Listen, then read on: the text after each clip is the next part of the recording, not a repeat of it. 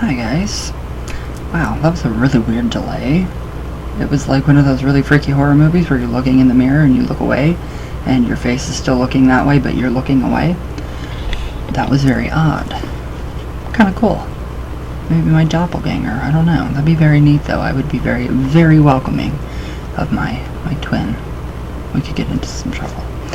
Anyways, wow, holy crap, there's so much going on. It's so scary. The pink thing, holy shit, I had a mini heart attack like 5 times until I realized that she was not on the plane, and then I was okay.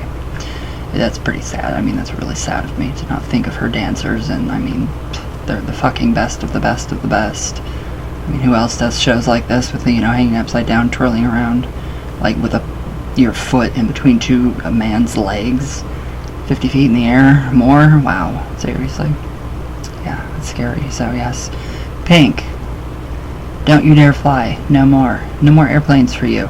Travel on the ground, except for when you're flying around in the stadium, which is better. So, yeah, I'm not ready to lose you. That would be awful. Yeah, no. So, like you said, you like your life. So, yeah. So, we're going to go back into the, again, Lesson 10, Modern Magic, 2nd edition, 11 Lessons in the High Magical Arts by Donald Michael Craig. And we are going to go back into Lesson 10.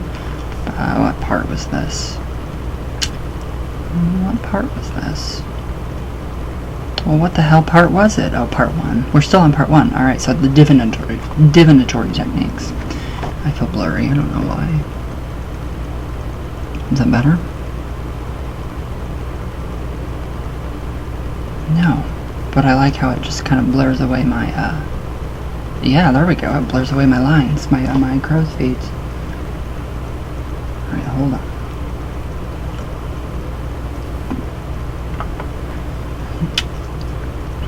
Alright. Let's go. Alright, so divinatory techniques. Alright, so this ritual is done in the same way as the above ritual. The ritual that we discussed yesterday in yesterday's lesson about, you know, always, you know, having a consent, you know, consent, whatever, you know, just be respectful, consent, respect people's wishes, be nice, be kind. That's, you know, right? Yeah. Let's try to do that. I feel blurry, too blurry, I don't like it. Oh, there we go. When I can see my pupils. That's when things are well. Alright guys, so divinatory techniques. So, right, this ritual is done by the same way as the ritual above, which was yesterday's ritual, the couple ritual. So, however, the purpose is strictly for divination. It can also be used as a part of evocation rites of the previous lesson. Alright, I think I'm done for today. No, I'm kidding. Read in the previous lessons the characteristics of a person who will make a good seer. Remember, do you guys remember what makes a good seer? I don't. Oh yeah, I do. Alright, so, read in, oh, I already read that to you. Alright, so it is this person upon whom the technique will be performed. Alright, so, these are the 3 aspects involved in any divinatory technique. The diviner must, 1, turn off the outside and turn on the inside. People make divination seem like it is so difficult, and it's not. Tarot cards are not difficult whatsoever. I mean, yes, they are for a lot of people. For me, for years, I sucked. I completely sucked. And now it just kind of flows. I don't know why, what happened, what opened up. The inside turned on, that's right. Alright, so 2, alter your state of consciousness. Remember, safety first. Don't be ridiculous. Don't do anything that's going to harm you or anybody around you. Alright, now 3, increase the blood flow to the brain. Now, in this ritual, turning off the outside involves the use of what is called the yoni mudra, or yoni. This is a position wherein the hands actually close down the other senses. So it is done this way. Put your hands in front of your face so that the fingers tips touch and the palms are toward your face. Seal the mouth by locking the lips between the little fingers and ring fingers of both hands. This holds the mouth shut. Seal the nose by pressing against the nostrils with the middle fingers of both hands. Seal the eyes by holding the eyelids closed with the pointer fingers of each hand. Finally, seal the ears by closing the little flap that thing right there that you get pierced, in front of the ears, over the entrance to the ear canals with each thumb. Well, wouldn't that cut off any kind of breathing? This position closes most of the external senses and allows the inner senses to come through. Okay, in a previous lesson, he says, I gave instructions on how to alter the state of consciousness. Methods include the use of alcohol to produce mild intoxication, lack of sleep, etc. Be very careful. Again, be very careful in doing what you're doing. Don't stay up for too long because you'll go crazy. 72 hours, you're considered mentally, yeah, whatever. Just be careful. If you're underage, don't drink, all that good stuff. Alright, now in this rite, this method used to increase the flow of blood to the head is to have the head below the rest of the body, during intercourse. So if you have a mattress for the place of comfort, the seer may dangle his or her head over the side of the mattress. If the seer is in very good health, pillows may be placed so that the hips and legs are elevated. So in fact, if oral sex is used, the position on the throne can actually be reserved so that the person's legs are over the back of the chair and the person's head is at the front of the chair. I like that. The partner stands behind the throne and performs oral sex on the genitals. Well, where else are you going to perform it? Which are near the top of the chair's back. Important. This should not be done if the seer has high blood pressure. What about low blood sugar? Anemic? Probably not. Probably doesn't even, yeah. Okay, when the seer has achieved orgasm, he or she should be questioned in a manner similar to the techniques in the previous lesson. If information about a particular subject is desired, the seer may also look at a symbol, which the patterns created. And thank you, my friend, my Frank, for liking my attack on Scientology. I don't remember the word that you used, but yes, I definitely, I love doing it. So anyways, where did I go?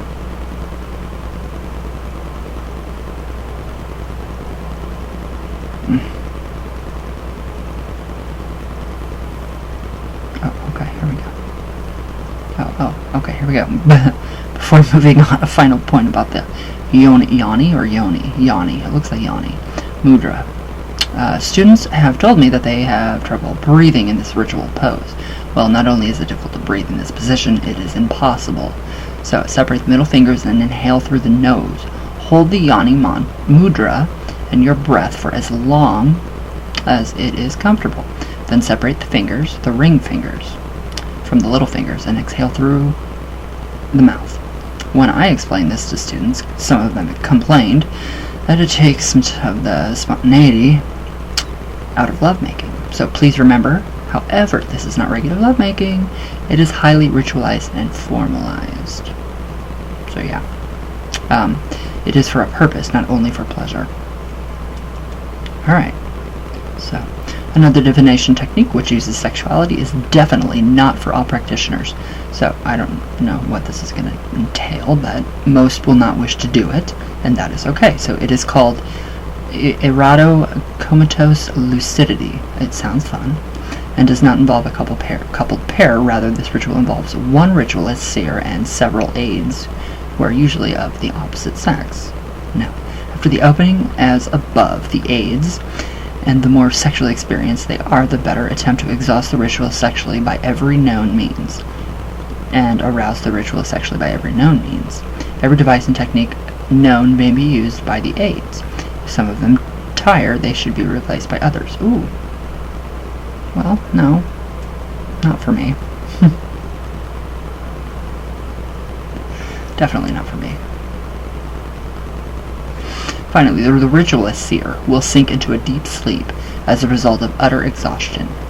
Now the goal of the aides must be altered. They must try to awaken the ritualist through sexual stimulation alone, but upon the first signs of the ritualist awakening, all stimulation must cease. This should continue indefinitely until the ritualist is in a state of which is between waking and sleeping. I hate that, and in which his or her spirit, set free by perfect exhaustion of the body, and yet prevented from entering the city of sleep, communes with the Most High and Most Holy Lord God of its being, maker of heaven and earth. Alright, so that kind of makes a little more sense, but I just still don't. I don't think, I mean, whatever. That was my last sentence. I don't think. I pay people to think for me. No, not really. Alright, so the rite is over when the ritualist falls into total sleep, or awakens and has a final orgasm, and falls into an indisturbable sleep. Upon rising after this sleep, the ritualist seer should immediately write down his or her remembrances. So this is very, very, very, very Crowley. Very Crowley. So this ritual of Irado comatose lucidity is from Crowley's works, although it is said that the technique was devised by and given to him by one of his woman students. Another example of sex magic of this thought control type is novelized by Crowley's book, Moonchild. Huh. That is... Do I have that? Yeah, I do have that book. It is so good. Wow. I love that book. I found that, oh my god, it's a very old copy, and I'm sure it's worth something now.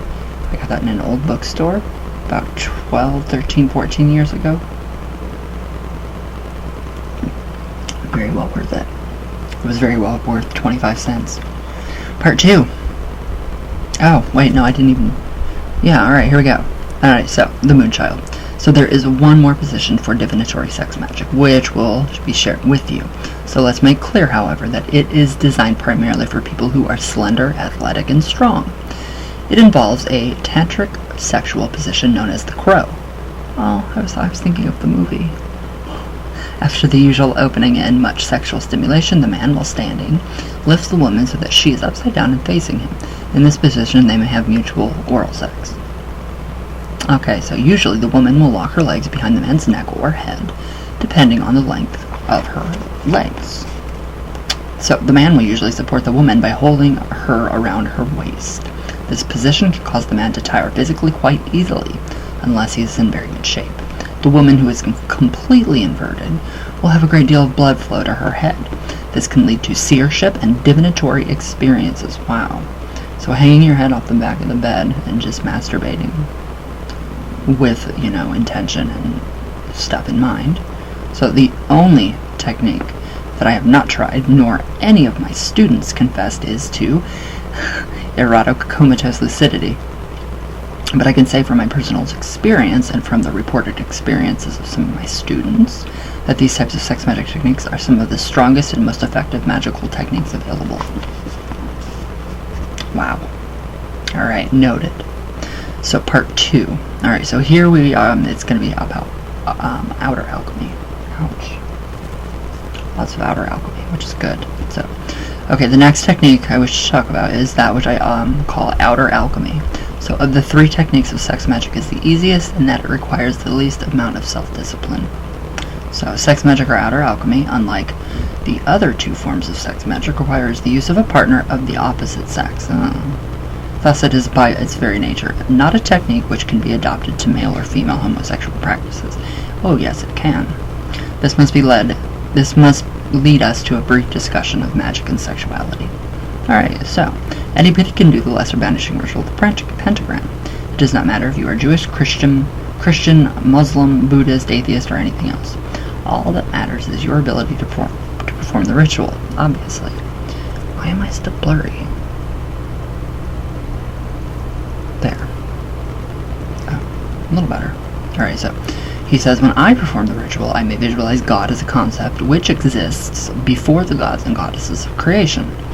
That's kind of how I see it. Others may see God as the Christian Trinity. Still others may view the source of the energy in the lesser vanishing ritual of the pentagram as Jah of the Rastafarians. So it does not matter if it works for you. So the point I'm trying to make is that although our magical practices are spiritual, they need not follow any particular religious viewpoint.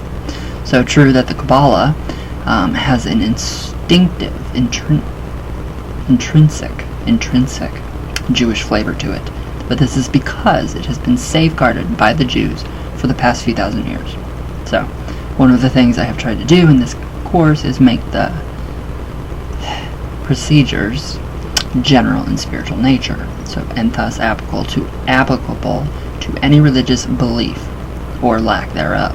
So, Just as it is possible to separate spirituality from religion, so too, from a sex magician's point of view, it's possible to separate sex from love. So please note that I'm not saying that sex should be separated from love, only that it can be. But the fact of the matter is that sex can be viewed as a form of exercise. Okay. I'm not trying to take a swinger's point of view that all sex should be based on desire, lust, etc. Only for sex can be based on the relationship, which can develop between two loving people. That's perfect. In fact, the most valuable sex magic experiences I have had been with partners whom I truly loved, is what he says. Well, that would make the most sense. But what I am saying is that just as spirituality can be separated from religion, so too the sex of a sex magic can be separated from the sex experienced in a loving relationship. So, this does not mean that you should have sex with a person other than your regular partner using sex magic as an excuse. No. In fact, I would suggest that you do not do so unless you have told your partner about it and your partner's approval. And I doubt your partner's going to approve of that. I know mine wouldn't. And this approval should not come through teeth-biting lips due to anger and jealousy. Remember, honesty is vital to a magician. Yeah, what is that word? I don't know. Vomit the truth. The compulsive truth teller. So this means that if you do not have a partner, or if you have your partner's willing permission, it is allowable to work with another person when doing sex magic. So please note that what I am saying here is not a license to have sex with anybody because you are doing magic while having sex.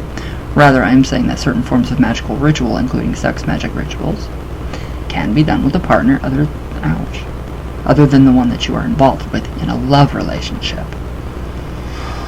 I would say stick with your love relationship partner. I mean, that's probably the best way to go about it. So I personally consider love and established relationships to be very important in a person's life. Thank you. Thank you, Donald Michael Craig. If your participation in a ritual, including a sex magic ritual, will create a hardship on your relationship, I urge you to reconsider your choice to perform such a ritual. So, yeah. Or perhaps you can achieve the best method, which would have to be your partner to participate with you. Which is better. I mean, that's totally better. So, if you happen to be a male or female homosexual, and both you and your partner believe that sex can be separated from love, you can perform outer alchemy. So this will depend on your nature and the nature of your relationship. Perhaps the best way to conceive of sex magic ritual is just another ritual. One which happens to use sex organs instead of a chalice and a wand. I don't know. My partner, my boyfriend would probably, I don't know, be really upset with me, so no. It is the belief of many magicians that the classic texts of Western alchemy are coded information for the performance of sex magic. So the basic idea is that the sperm of the male and the ejaculatory fluids of the female have natural magical qualities as a result of a mental direction and sexual stimulation. So, the alchemical instructions are simply ways to make these magical fluids stronger and more powerful. So, I do like that idea. But it's just messy. It's just messy. Although I will be giving a type of outer alchemy ritual shortly, I will try to limit some of these precise alchemical terminology. Full alchemical practices, interpreted through the ideas of sex magic, are far too complicated to discuss in this course. It's very complicated. I mean, it's very. So if you decide to investigate traditional alchemical texts as a source for sex magic rituals, it's important that you understand two things. So, number one, some of the practices given in the alchemical text are merely chaff to hide the true nature of the techniques, and its hidden wheat.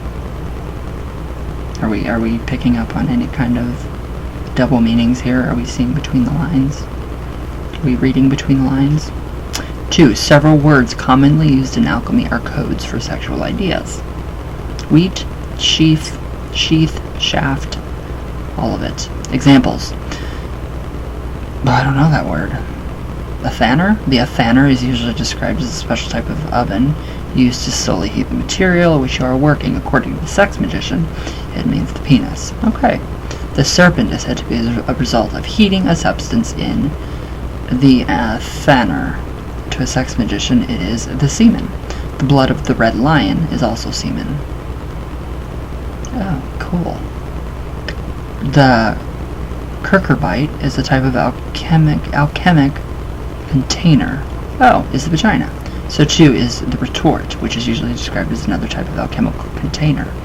Okay, so the menstruum or menstruum of the gluten is the result of the slow heating of a substance in the thanner. So sex magicians believe it to be either the female lubricating fluids or ejaculatory fluids, or both, depending upon the sex magician you talk with. That's interesting. The terminology, I mean, you can see, obviously, if you have common sense, you can see that those words. Oh, sorry.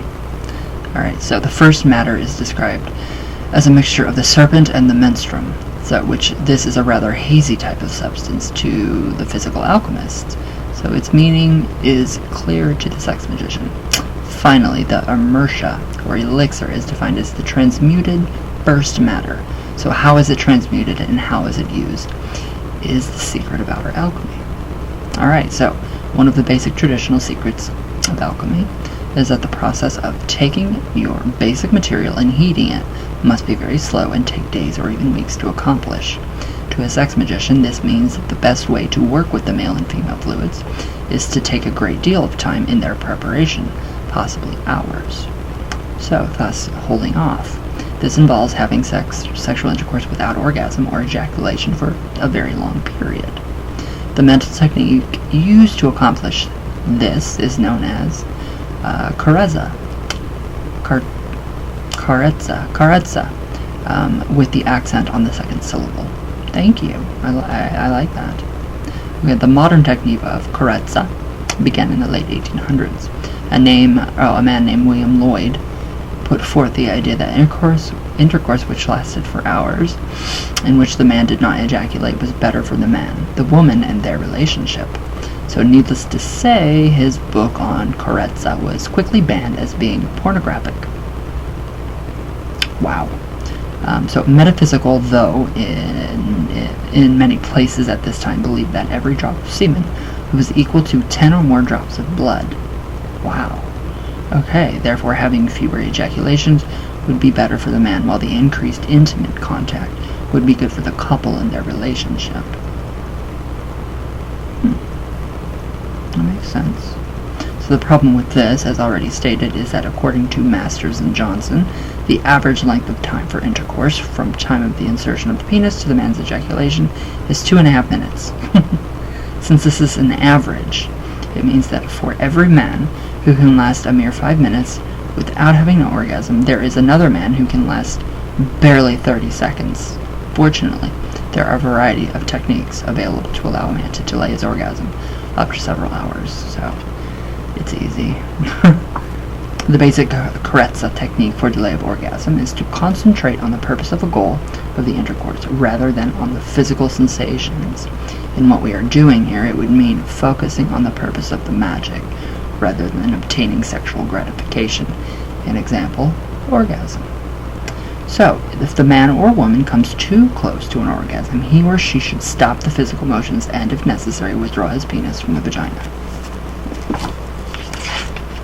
Which is very true. Alright. I need a drink.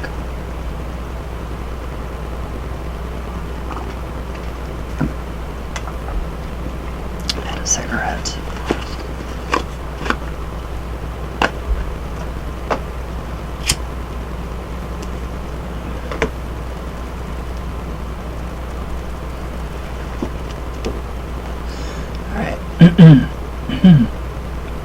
What the fuck was that?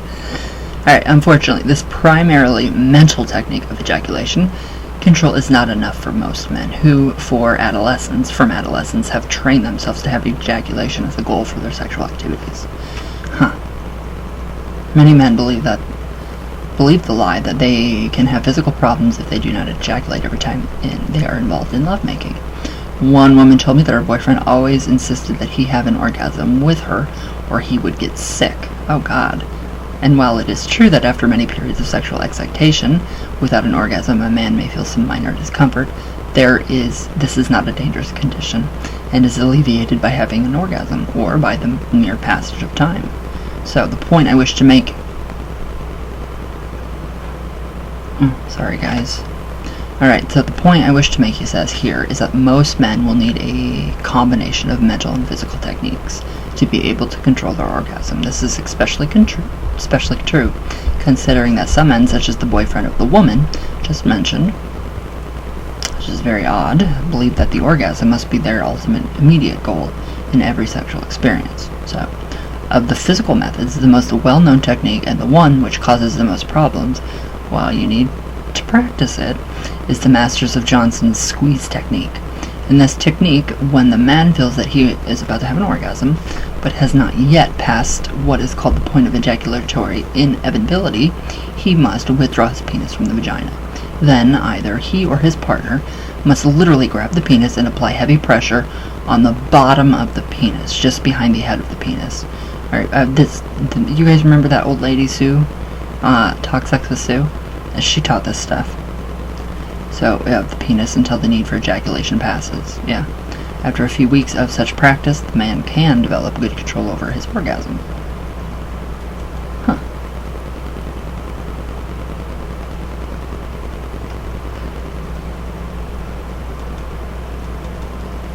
Interesting. Alright. Where did I go? Okay, unfortunately, this is not the most pleasant experience for the man or his partner.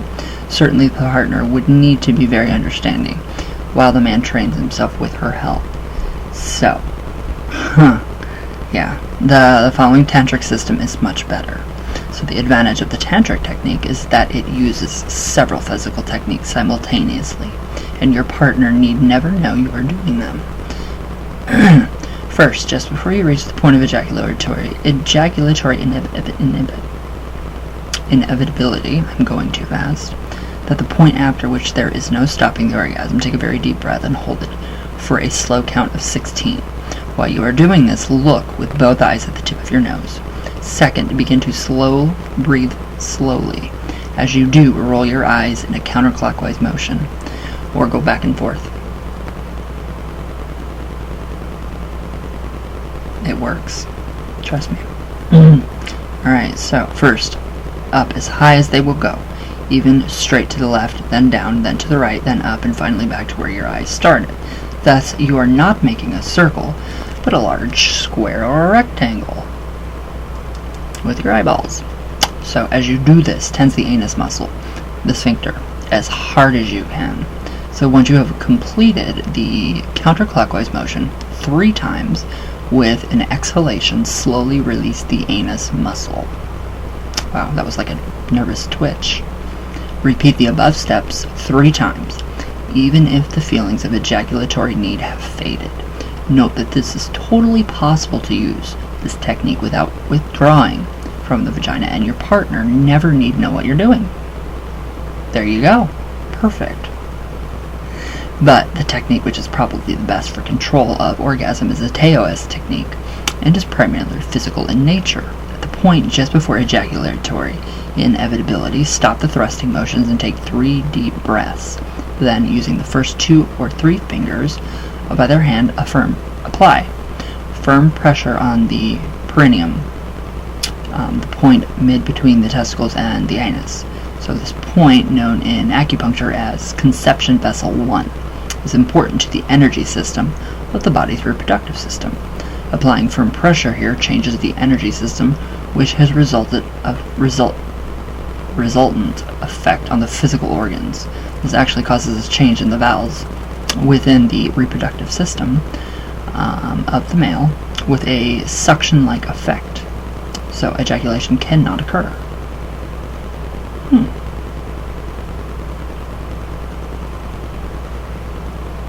Okay, so that's very interesting. Very interesting. There are pictures, but I will not show. If you guys have the book, you know. Alright. So, There we go. Okay, so using one or another of these techniques, you should be able to control your orgasms. So the Taoist technique has the unusual side benefit, which I cannot go into too deeply here, for this technique controls ejaculation only. Practicing with this technique until you learn how to exert mental pressure on the vessel of conception, point 1, will yield a change in the body's energies, so that the man can have an orgasm without an ejaculation. I will say that yes, that's amazing.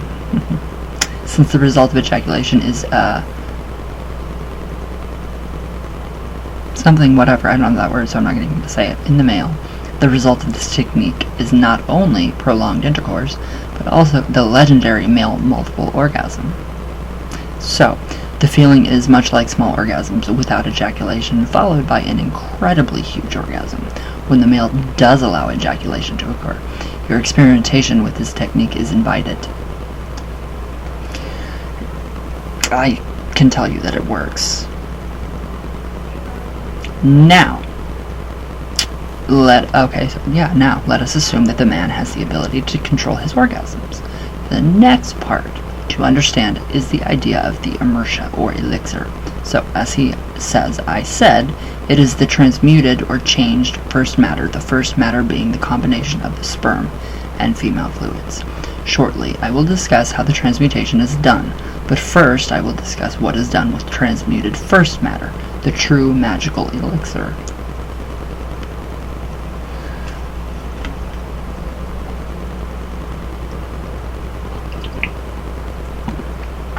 Alright, so the basic idea of outer alchemy is that the combination of sexual fluids of a man and a woman, the first matter, is magical in nature, becomes the elixir. So, the elixir must then be reabsorbed by the magicians performing this type of sex magic. So, the easiest way to do this is simply to allow the flaccid penis to remain in the vagina for a period of 15 minutes. According to Tantras, sperm loses its magical powers after 15 minutes, so a longer period is not needed. These fluids, to a minor extent, will be absorbed through the thin tissues of the vagina and the head of the penis. However, not all of the fluids are absorbed in this manner. So, although many people raised in Western cultures may find the following ideas disagreeable, a large number of sex magicians have overcome this phobia and treat the elixir as a magical Eucharist. As a friend of mine likes to poetically say, firsty lovers, first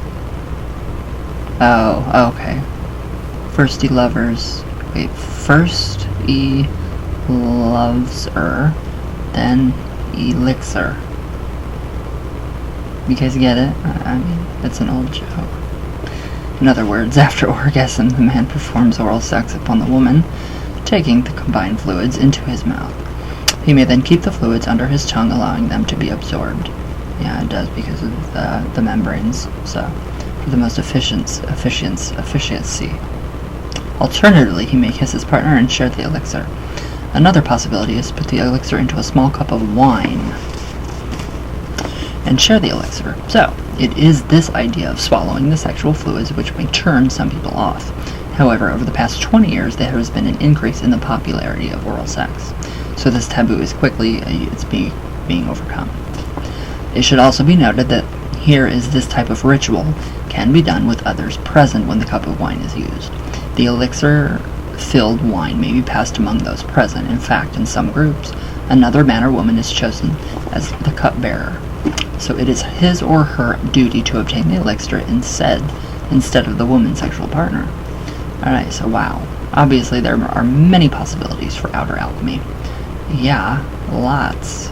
The only additional thing to add here is that the intercourse should last a minimum of 45 minutes to be effective. And after about 3 hours, depending upon the magicians, a point of negative return is reached. The final point before giving a ritual is the procedure of transformation, which turns the first matter into the elixir. It is done simply by prolonging the act of intercourse for a particular goal, rather than for mere physical gratification. Oh, I hope we don't get storms. At least we're getting rain a little bit. This can be accomplished by means similar to those already discussed. An example by willpower or concentration on sigils. So there is also a system which aligns the magical workers with the forces of nature and strengthens the transmutation. So, women have a natural menstrual cycle of approximately 28 days, matching the cycle of the moon. According to occult science, on each one of the 28 days, a woman will secrete a different fluid when she is sexually excited and or has an orgasm.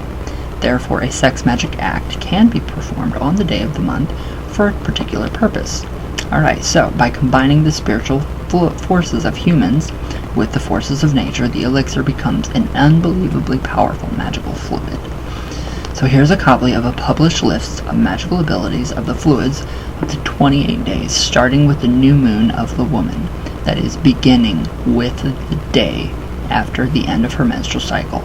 So this is from a list by Serial.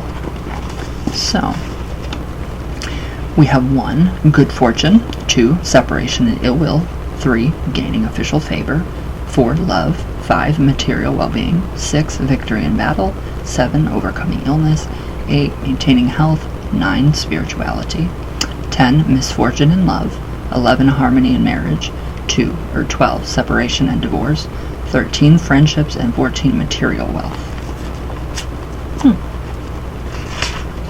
Well, that's interesting. So, 15. Wow. Keeping away thieves. Oh, okay. 16. Keeping venomous creatures away. 17. Aiding births. 18. Aiding hunters. 19. Dealing with enemies. 20. Dealing with fugitives. 21. Destruction. 22. Domesticated animals. 23. Vegetation. 24. Getting love and favor. Gaining love and favor. 25. Liquids in containers. 26. Water creatures. 27. Destruction. 28. Reconciliation. So, notice that the list is very broad topics. They can be affected by the magician's contemplation during the magical rite. Whatever you're thinking is what's going to be the end result. So, as example, for the magicians may choose to help or hinder a fugitive by doing an outer alchemical sex magic ritual on the 20th day of the cycle. Of course, since this is a type of gray magic, a divination should be done before a ritual of this sort. So, alright, he says, I must note here that there are many lists of the magical qualities associated with each day of the lunar cycle. Sometimes each day is referred to as a digit of the moon. So if you find other lists, you may wish to compare them to the one above and see which one is correct for you. Alright, so, interesting.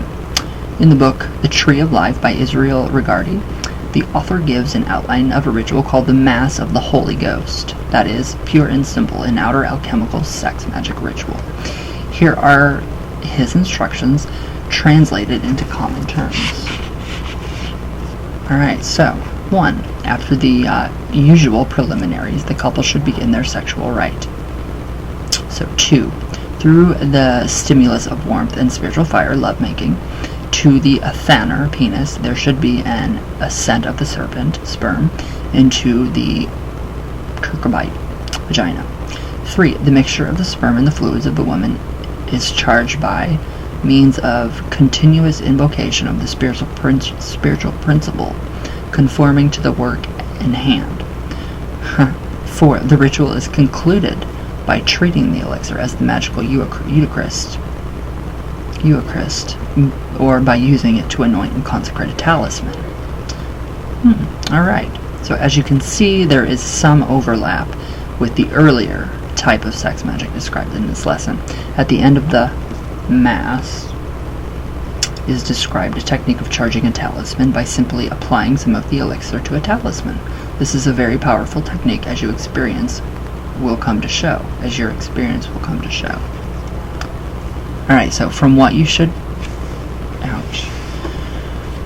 know, it should not be too difficult to create your own sex magic ritual. So first do the opening by watchtower, then do the actual sex magic. Follow with the closing by watchtower.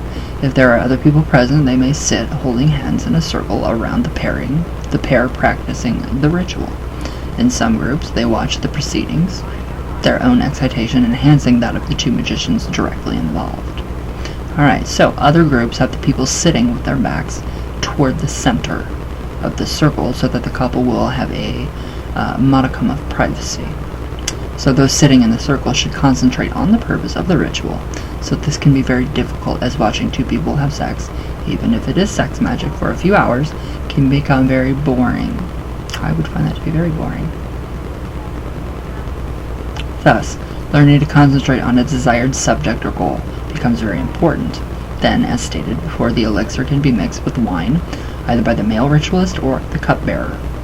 The wine amarita mixture can be then passed around the circle. The couple actually involved in the sex magic should be the last ones to drink, so that they get the final drops of the magical mixture. So the pair can each take a small sip, passing the cup back and forth until the fluid is gone. Then, together, they should hold the cup upside down and say, "It is finished."